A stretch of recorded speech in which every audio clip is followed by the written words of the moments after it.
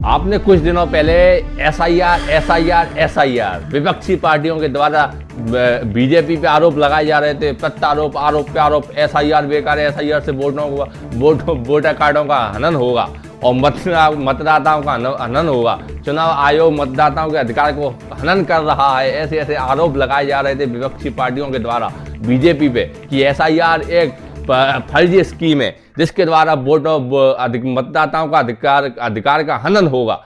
वहीं एक और हमें सोचना चाहिए कि हम किसी भी पार्टी के द्वारा कोई निर्णय लिया जाता है तो हम उस निर्णय पे दोनों पहलुओं को देखना चाहिए। उस निर्णय का दोनों पहलू क्या क्या है, अच्छाई क्या है, बुराई क्या है, हर चीज देखनी चाहिए। अब ऐसा बोल क्यों रहा हूं, क्योंकि आप देख सकते हैं एमपी में एसआईआर का पहला ड्राफ्ट आ चुका है।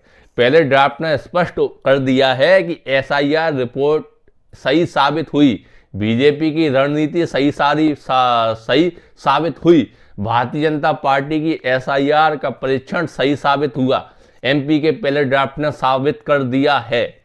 इसलिए बोलता हूं कि कोई भी पार्टी हो, विपक्षी पार्टी भी बेकार नहीं है, उनमें भी कुछ अच्छाई हैं, और इधर सत्ताधारी party BJP Bharatiya Janata party, उसमें भी अच्छाई हैं। तो हम नागरिक हैं देश के, हम उस देश में रहते हैं जहाँ लोकतंत्र है, हम उस देश में रहते हैं जहाँ हम उस देश में रहते हैं जहाँ देश का मुखिया नागरिकों के द्वारा चुन के जाता है, जनता के द्वारा चुन के जाता है। तो क्यों ना हमारा दायित्व बनता है, हम नागरिकों का दायित्व बनता है कि हम दोनों पहलुओं को देके हर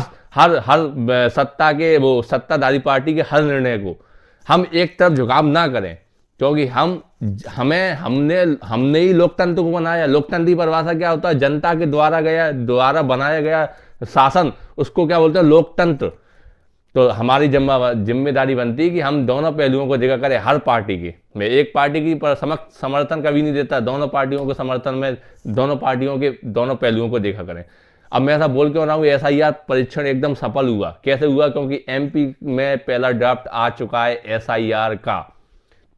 एसआईआर क्या, जिन्हें नहीं पता उन्हें बता दूं, जो बीएलओ साहब आपके घर घर खटखटाते होंगे कि दरवाजा कि साहब अपना नाम बताओ, वोटर कार्ड बताओ, पापा का नाम, वो बीएलओ साहब कर रहे थे, उसी को बोलते हैं एसआईआर परीक्षण, उसी के द्वारा।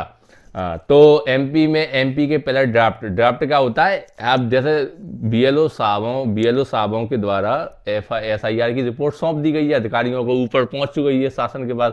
अब वहां से ड्राफ्ट बन के आएंगे, छटनी होगी उनकी, किस जिले में कितने हैं, किस जिले में कितने नहीं है, ऐसे ड्राफ्ट बन के आएंगे, 1 2 3 4 ऐसे करके। तो पहला ड्राफ्ट बन के आया है, उस ड्राफ्ट ने पहला ड्राफ्ट कहाँ बन गया है? एमपी में। तो एमपी में